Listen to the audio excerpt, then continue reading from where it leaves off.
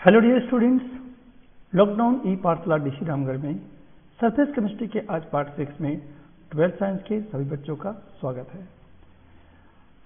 Part 6 को start करने से पहले स्टूडेंट हमने पार्ट 5 में क्या स्टडी किया उसकी बात हम लोग कर लें। प्रीवियस पार्ट 5 में हमने बताया था classification based on nature of interaction between disposed phase and dispersion medium. There are two kinds of colloidal solution, these are named as lyophilic colloids and lyophobic colloids. I hope कि lyophilic और lyophobic colloids को आप बहुत अच्छी तरह से समझ गए होंगे। इसी मित्र के साथ आज के इस पार्ट 6 में मैं जिस टॉपिक को लेकर आया हूं उस टॉपिक का नाम है स्टूडेंट प्रॉपर्टीज ऑफ कोलोइड्स, यानी आज हम बात करने वाले हैं कोलोइड के कुछ इंपॉर्टेंट प्रॉपर्टीज। तो चलिए स्टार्ट करते हैं। कोलोइड की प्रॉपर्टीज के बारे में बात करें स्टूडेंट तो हम ये बताना चाहेंगे कि कोलोइड की प्रॉपर्टीज कुछ कैटेगराइज तरीके से हम इसके प्रॉपर्टीज को स्टडी कर सकते हैं। यदि मैं इसकी कैटेगराइज की बात करूं तो इसमें हम सबसे पहले बात करेंगे क्वालिटेटिव प्रॉपर्टी की, फिर बात करेंगे हम लोग ऑप्टिकल प्रॉपर्टीज की, फिर उसके बाद हम बात करेंगे मैकेनिकल प्रॉपर्टीज की और लास्ट में बात करने वाले हम लोग इलेक्ट्रिकल प्रॉपर्टीज की। यानी इतनी तरह की प्रॉपर्टीज एक कोलोइडल सॉल्यूशन में होती है। ओके, चलिए हम लोग वन बाय वन सारे प्रॉपर्टी का स्टडी करें। सबसे पहले बात करना चाहूंगा क्वालिटेटिव प्रॉपर्टी। क्वालिटेटिव प्रॉपर्टी बिल्कुल नया नहीं है, आप सॉल्यूशन में यानी ट्रू सॉल्यूशन में यानी सॉल्यूशन वाले चैप्टर में क्वालिटेटिव प्रॉपर्टी का स्टडी कर चुके हैं। और कौन कौन से क्वालिटेटिव प्रॉपर्टी ने बात किया था? As osmotic pressure, elevation in boiling point, depression in freezing point और relative lowering of vapour pressure. ये सारी क्वालिटेटिव प्रॉपर्टी एक कोलोइडल सॉल्यूशन में भी होती है, मगर ध्यान देंगे स्टूडेंट कि ये सारी क्वालिटेटिव प्रॉपर्टी जो एक कोलोइडल सॉल्यूशन में जो पाई जाती है उसकी वैल्यू हमेशा स्मॉलर होगा, है ना, किसकी तुलना में? ट्रू सॉल्यूशन के कंपैरिजन में। यानी कि कोलोइडल सॉल्यूशन की जो जितनी भी क्वालिटेटिव प्रॉपर्टीज है वो सारी क्वालिटेटिव प्रॉपर्टीज एक ट्रू सॉल्यूशन के कंपैरिजन में इसकी जो वैल्यूज होगी वो काफी कम होगी।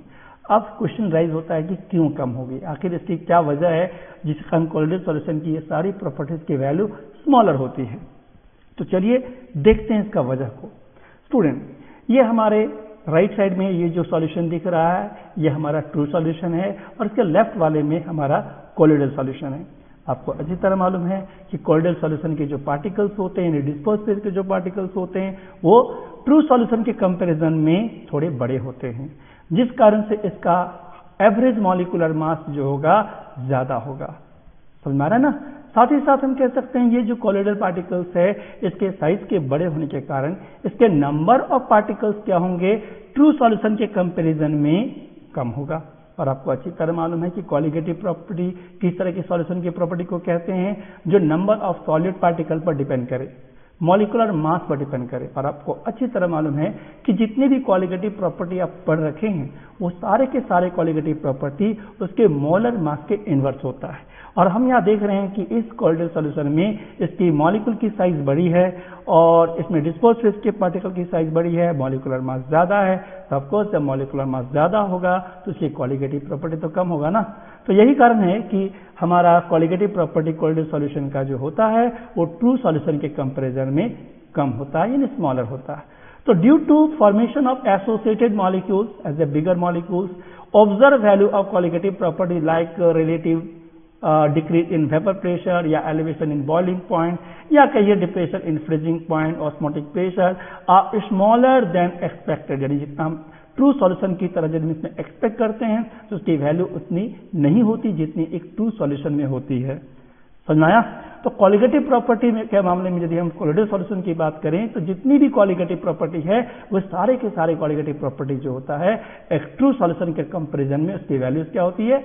कम होती है। कारण क्या कारण हम बोलेंगे? क्योंकि इसके मॉलिक्यूल एसोसिएटेड मॉलिक्यूल्स होते हैं, क्योंकि मॉलिक्यूल की साइज बड़ी होती है और इसका मॉलिक्यूलर मास ट्रू सॉल्यूशन के कंपैरिजन में ज्यादा होता है। Okay, now for a given colloidal sol the number of particle will very small as compare to the true solution. बिल्कुल क्लियर, ये दो रीजन है जिसके कारण क्वालिटेटिव प्रॉपर्टी जो है एक कोलोइडल सॉल्यूशन की वैल्यू कम होती है as compare to true solution. Now The next property we discuss about the optical properties. Optical properties मतलब वो प्रॉपर्टी जो लाइट से रिलेटेड हो।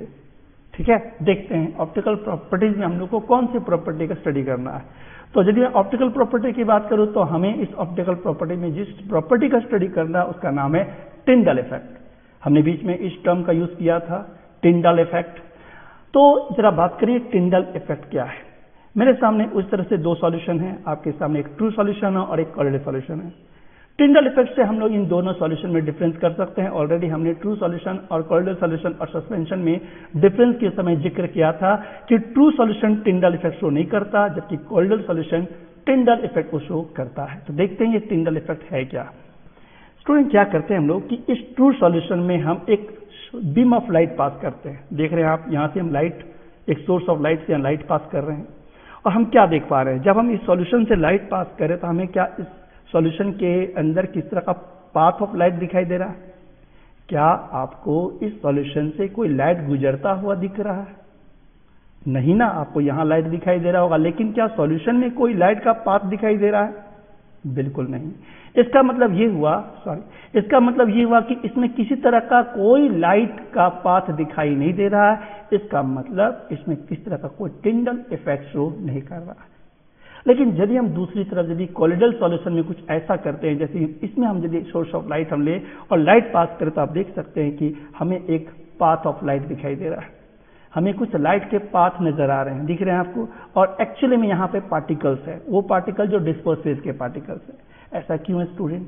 बिल्कुल क्लियर है कि ये जो डिस्पर्स फेज के जो पार्टिकल्स है, जब इसमें लाइट इंसिडेंट होता है तो इस पार्टिकल की साइज इतनी सुटेबल है कि लाइट का यहाँ क्या हो जाता है, स्कैटरिंग। क्या हो जाता है? लाइट का क्या हो जाता है, स्कैटरिंग। और इसी स्कैटरिंग के कारण हम इस बात को विजुलाइज कर सकते हैं। इसी इफेक्ट को हम कहते हैं स्टूडेंट क्या? Tyndall effect. ये हमारा कौन सा लाइट हमें दिखाई दे रहा?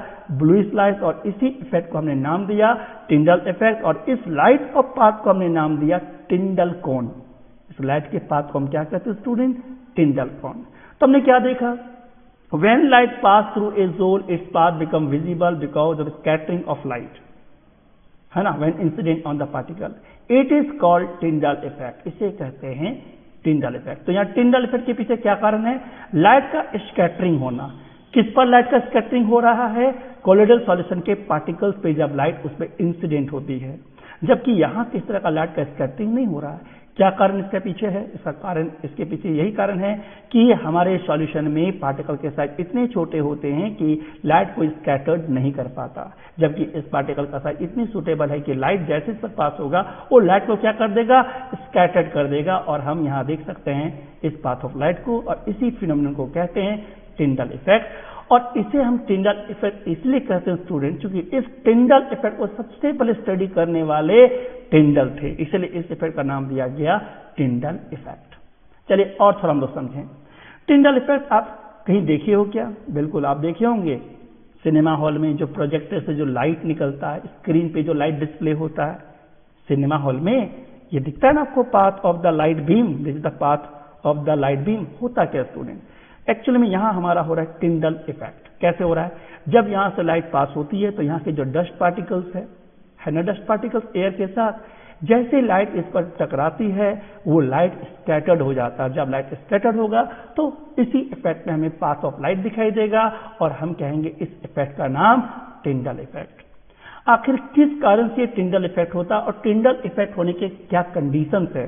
तो हम कंडीशन पर बात करें तो यदि मैं टिंडल इफेक्ट की कंडीशन पर बात करूं तो सबसे पहला कंडीशन है पार्टिकल का साइज, पार्टिकल की diameter. The diameter of the particle of the dispersed phase should not be too small than the wavelength of the light used. यानी जो लाइट उस पर टकरा रही है, यानी कि जो डिस्पर्स फेज के पार्टिकल पर जो लाइट पास हो रही है, वो पार्टिकल की जो साइज है काफी छोटी नहीं है, उसका साइज बहुत ज्यादा स्मॉल नहीं होना चाहिए, उतना भी स्मॉल नहीं होना चाहिए कि उसका वेवलेंथ ऑफ लाइट उस पर पास हो और लाइट स्कैटर ना हो सके। कहने का मतलब स्टूडेंट ये हुआ कि पार्टिकल यानी डिस्पर्स फेज का पार्टिकल का साइज कंपेरेबल होना चाहिए। किसकी कंपेरेबल? वेवलेंथ ऑफ लाइट, यानी जिस वेवलेंथ ऑफ लाइट का यूज हो रहा है उसका वेवलेंथ और इस पार्टिकल का साइज दोनों ही के बीच में ज्यादा डिफरेंस, ज्यादा पार्टिकल का साइज छोटा नहीं होना चाहिए। ये दोनों का जो पार्टिकल का साइज है और ये जो वेवलेंथ है ये दोनों कंपेरेबल होना चाहिए। यदि ये पार्टिकल काफी छोटे हैं, यदि ये कंपेरेबल नहीं है तो फिर इसमें इस तरह का लाइट का स्कैटरिंग नहीं होगा, और लाइट का स्कैटरिंग जब नहीं होगा तो इसमें किस तरह का टिंडल इफेक्ट शो नहीं करेगा, जैसे ट्रू सॉल्यूशन में देखने को मिला। ट्रू सॉल्यूशन में पार्टिकल के साइज यानी डायमीटर काफी छोटे थे, इसके कारण ये लाइट का जो वेवलेंथ है इसके साथ उस कंडीशन को फुलफिल नहीं करता है, इसलिए लाइट का स्कैटरिंग नहीं होता, और लाइट का स्कैटरिंग जब होगा नहीं तो टिंडल इफेक्ट फिर कहां से होगा। तो ये पहला कंडीशन। दूसरा कंडीशन ये है कि रिफ्रैक्टिव इंडिसेस, हर मीडियम का अपना एक रिफ्रैक्टिव इंडिसेस होता है। हम यदि यहाँ रिफ्रैक्टिव इंडिसेस की बात करूं तो यहाँ डिस्पर्स फेज और डिस्पर्शन मीडियम के बीच का रिफ्रैक्टिव इंडिसेस की बात हो रही है। दोनों में यदि रिफ्रैक्टिव इंडिसेस की वैल्यू का डिफरेंस अच्छा खासा है, ग्रेटली इन मैग्नीट्यूड में इसका डिफरेंस है, तो उसमें टिंडल इफेक्ट होगा। और यदि इसमें रिफ्रैक्टिव इंडिसेस के बीच का जो मैग्नीट्यूड का जो डिफरेंस है वो काफी स्मॉलर डिफरेंस होगा, तो उसमें टिंडल इफेक्ट नहीं होगा। जब ये दो कंडीशन को फुलफिल करेगा तो हमारा टिंडल इफेक्ट हमें देखने को मिलेगा, यानी लाइट का स्कैटरिंग होगा। यानी जब लाइट का स्कैटरिंग होगा तो ऑफकोर्स में टिंडल इफेक्ट शो करेगा।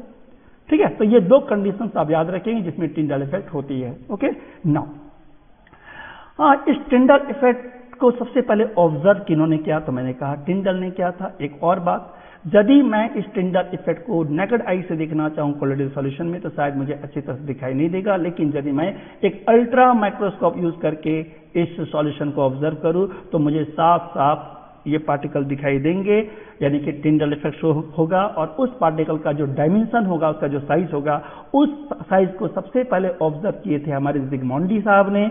जिग्मोंडी ने ही सबसे पहले अल्ट्रा माइक्रोस्कोप से इस कोलोइडल पार्टिकल के साइज के बारे में एक्सपेक्टेशन दिया था कि इस पार्टिकल साइज लगभग कितना होता है। जिग्मोंडी ने ही सबसे पहले स्टडी किया कि कोलोइडल के पार्टिकल का साइज किस तरह के होते हैं, by using ultra microscope, by using the effect of टिंडल, यानी टिंडल इफेक्ट। ओके, चलिए आगे बढ़ते हैं। टिंडल इफेक्ट को ऑब्जर्व करने के लिए हमने लाइट ऑफ सोर्स पास किया इस सॉल्यूशन पर, और ये लाइट जो रेज ऑफ लाइट पास हो रहा है और ये हमारा जो ऑब्जर्वर है, जो हम इसको देख रहे हैं, विजुलाइज कर रहे हैं पार्टिकल्स को, ये दोनों के बीच का एंगल ध्यान देंगे स्टूडेंट, एक दूसरे के बीच कितना एंगल है, 90 डिग्री, यानी राइट एंगल। जब ये लाइट इस पर पड़ता है तो लाइट का क्या होता है, स्कैटरिंग होता है, और इस लाइट के स्कैटरिंग से हम ये एज्यूम कर बैठते हैं कि ये पार्टिकल का साइज एक्चुअली में कितना है, क्योंकि जो लाइट इस पर टकराया उसका एक सुटेबल वेवलेंथ होगा, और उस वेवलेंथ के लाइट के पास होने से ये लाइट का ये जो आपका जो क्या बोलेंगे, ये डिस्पर्स फेज के जो पार्टिकल्स है ये स्कैटर्ड हो गया, और स्कैटर्ड होने के साथ हम यहाँ पर ये एक्सपेक्ट कर लिए कि इस पार्टिकल की साइज कितनी है। The Tyndall effect confirms the heterogeneous nature of the colloidal solution। एक और खास इंफॉर्मेशन स्टूडेंट कि ऐसा कौन सा इफेक्ट है जिससे हमें ये पता चलता है कि कोलोइडल सॉल्यूशन जो है वो हेट्रोजिनस का है। क्योंकि आपको कोलोइडल सॉल्यूशन आप नेकेड आई से देखेंगे तो आपको वो होमोजिनस सॉल्यूशन नजर आएगा, लेकिन एक्चुअली में कैसा होता है, हेट्रोजिनस। और हम इसे देखने के लिए एक माइक्रोस्कोप यूज करते हैं, अल्ट्रा माइक्रोस्कोप यूज करते हैं, और उस अल्ट्रा माइक्रोस्कोप से हम देख सकते हैं तो उसके पार्टिकल्स जो है वो आपको साफ दिखाई देगा ड्यू टू टिंडल इफेक्ट। यानी कहने का मतलब ये हुआ कि टिंडल इफेक्ट ही है जो कंफर्म करता है कि कोलोइडल सॉल्यूशन जो है वो किस नेचर के होते हैं, हेट्रोजीनस नेचर के होते हैं। Now the next property we discuss about the mechanical properties. Mechanical properties मतलब स्टूडेंट जो मोशन से रिलेटेड जो प्रॉपर्टी हो, और हम यहाँ पर मैकेनिकल प्रॉपर्टीज में जिस प्रॉपर्टी का स्टडी करने वाले हैं उसका नाम है ब्राउनियन मोमेंट। अब किस तरह के मोमेंट को हम ब्राउनियन मोमेंट कहते हैं, थोड़ा उसको देखा जाए। ये कोलोइडल सॉल्यूशन है, और ये कोलोइडल सॉल्यूशन के जो पार्टिकल्स है यानी डिस्पोज फेज के जो पार्टिकल्स है, इस डिस्पोजन मीडियम में कभी भी रेस्ट में नहीं होगा। ये हमेशा क्या होगा, हमेशा एक स्ट्रेट लाइन के मोशन में हमेशा मोशन करेगा। यदि मैं बात करूं इस मोशन का नाम दूं तो इस मोशन का नाम हमने क्या दिया, ब्राउनियन मोमेंट। आप बोलोगे सर इस मोमेंट का नाम ब्राउनियन मोमेंट क्यों दिया गया, तो मैं बता दूं स्टूडेंट, एक बॉटनिस्ट थे जिनका नाम था रॉबर्ट ब्राउन। क्या नाम था उनका, रॉबर्ट ब्राउन, जिन्होंने पोलन ग्रेन के मोशन के बारे में ऑब्जर्व किया था इस माइक्रोस्कोप के जरिए। उन्होंने देखा क्या कि ये पोलन ग्रेन का जो मोशन होता है एक जिगजैग पाथ पे होता है। कैसा, यदि इसे माइक्रोस्कोप से देखा जाए तो उन्होंने पाया क्या कि ये पार्टिकल्स हमेशा कैसा मोशन, जिगजैग पाथ पे मोशन करता है। ये देखिए जिगजैग पाथ ऑफ मोशन, और इसी जिगजैग पाथ ऑफ मोशन को उन्होंने नाम दिया कैसा मोशन, ब्राउनियन मोमेंट। तो the colloidal particles are moving at random in a zigzag motion. Zigzag, इस मोशन को क्या बोलते हैं हम लोग, zigzag motion. This type of motion is called, इसी टाइप के मोशन को कहते हैं, बोलिए क्या, ब्राउनियन मोमेंट। अब क्वेश्चन राइज होता है स्टूडेंट ये कि आखिर किस कारण से इसका मोशन जिगजैग मोशन होता है, आखिर किस कारण से ये पार्टिकल कंटिन्यू मोशन करता है, नीचे सेटल क्यों नहीं हो जाता। उसका रीजन ये स्टूडेंट कि ये जो डिस्पर्स फेज के जो पार्टिकल्स डिस्पर्शन मीडियम में जो डिस्पर्स्ड है, तो इस डिस्पर्स फेज के पार्टिकल और डिस्पर्शन मीडियम के पार्टिकल्स में एक कंटिन्यू इंट्रैक्शन फोर्स होगी। यानी ये जो डिस्पर्स फेज के जो पार्टिकल्स है वो डिस्पर्शन मीडियम के पार्टिकल के साथ कंटिन्यू कोलाइड करेगा, और जब ये कंटिन्यू कोलाइड करेगा तो इसका मोशन हमेशा कंटिन्यू रहेगा। कैसा मोशन? जब ये टकराएगा इधर, फिर इधर आएगा, फिर टकराएगा, तो हमेशा ये मोशन कैसा हो जाएगा? इस मोशन का नेचर होगा जिगजैग मोशन, और इसी जिगजैग मोशन को कहते हैं ब्राउनियन मूवमेंट। यदि एक लाइन में कहा जाए what is the cause of this type of motion, तो हम कह सकते हैं due to continue collision between या अमॉन्ग क्या disperse phase particle and dispersion medium, या बोल सकते हैं अनबैलेंस फोर्सेस। इस दोनों में यहाँ पर जो डिस्पर्स फेज के पार्टिकल्स में एक अनबैलेंस फोर्स होता है, इसी कारण से ऐसा कंटिन्यू मोशन होता है जिगजैग मोशन, और ऐसे मोशन को कहते हैं ब्राउनियन मूवमेंट।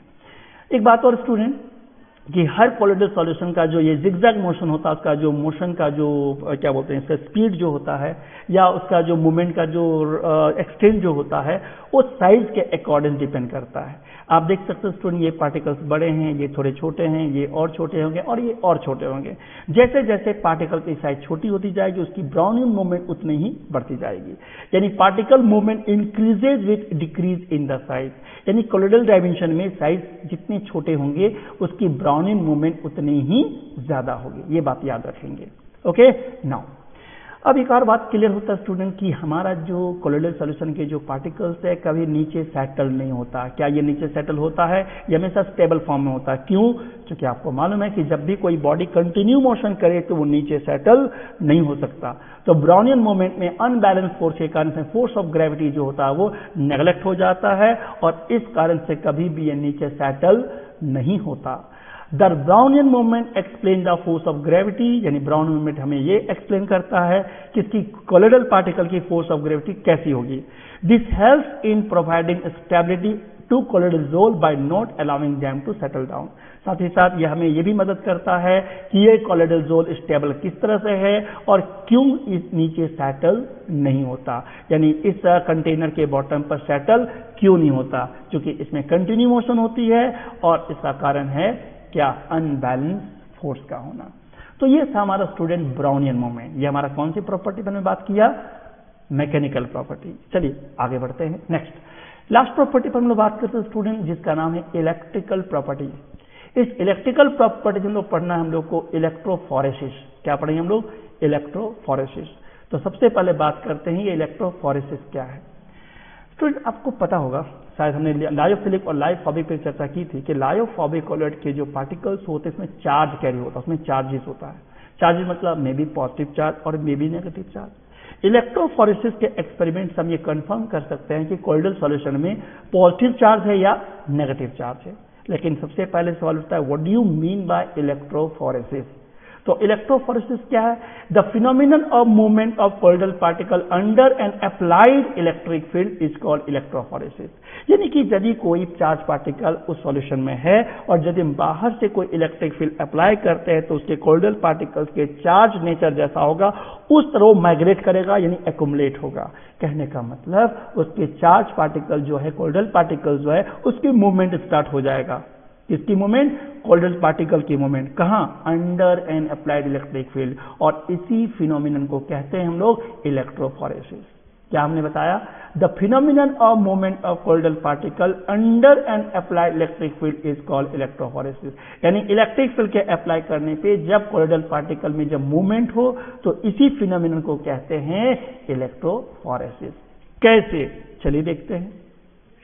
ये एक यू शेप का आप देख रहे हैं, एक ट्यूब है, ग्लास ट्यूब यू शेप का, और ये प्लैटिनम इलेक्ट्रोड है जिसमें हम एक सेल से जोड़ दिए हैं, जिधर एक पॉजिटिव टर्मिनल और एक नेगेटिव टर्मिनल, ये हमारा रिजर्वॉयर है।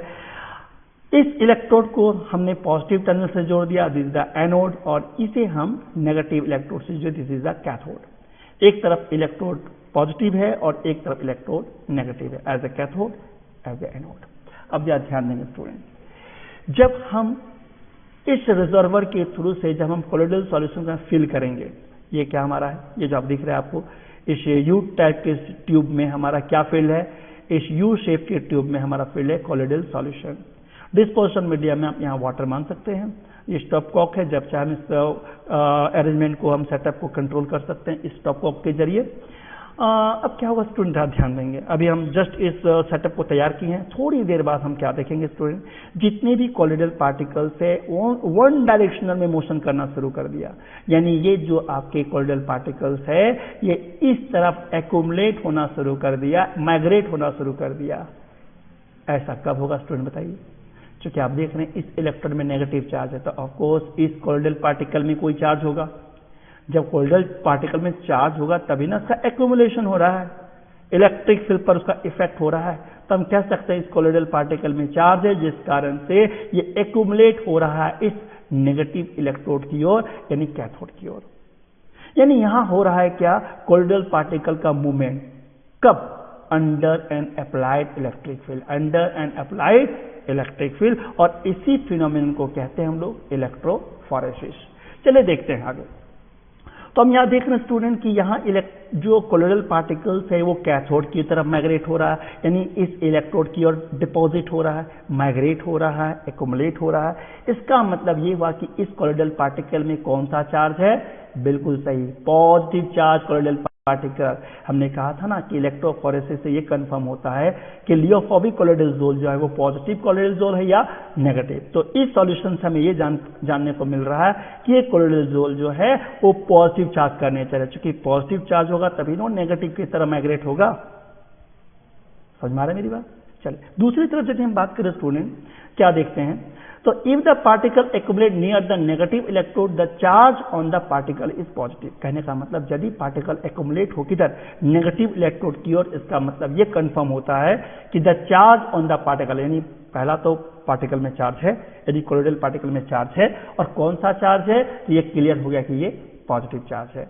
दूसरी तरफ स्टूडेंट देखें, हमने एक और कोलोइडल जोन लिया, हमने क्या देखा इस बार कि इसके जितने भी कोलोइडल पार्टिकल है अब वो पॉजिटिव तरफ डिपॉजिट हो रहा है, यानी पॉजिटिव तरफ एक्यूमुलेट हो रहा है। इससे ये कंफर्म हो रहा है कि ये जो कोलोइडल के जो पार्टिकल्स हैं इसमें कौन सा चार्ज है? नेगेटिवली चार्ज है। समझ में आया? तो इलेक्ट्रोफोरेसिस से हम ये कंफर्म कर सकते हैं कि जो कोलोइडल जोन हमें दिया गया है वो पॉजिटिव चार्ज के पार्टिकल्स है या नेगेटिव चार्ज के पार्टिकल्स है। पॉजिटिव चार्ज पार्टिकल्स होगा तो नेगेटिव इलेक्ट्रोड की ओर एक्यूमुलेट होगा, और यदि उसमें नेगेटिव चार्ज का पार्टिकल्स होगा तो पॉजिटिव इलेक्ट्रोड की ओर डिपॉजिट होगा, जैसे आप यहाँ देख रहे हैं। तो इसी फिनोमेनन को कहते हैं इलेक्ट्रोफोरेसिस। तो ये था हमारा इलेक्ट्रिकल प्रॉपर्टीज किसका? कोलोइडल सॉल्यूशन का। चलिए इसी के साथ सारा प्रॉपर्टी हम लोग का कंप्लीट हुआ। आज के इस क्लास को हम लोग यही तक रखते हैं, फिर मिलते हैं अगले क्लास में। तब तक के लिए आप सभी को थैंक यू। इस लॉकडाउन ई पाठशाला DC रामगढ़ के क्लासेस की कंटिन्यू आप सभी बनाए रखें और अच्छा से मन लगा के पढ़ते रहें। धन्यवाद।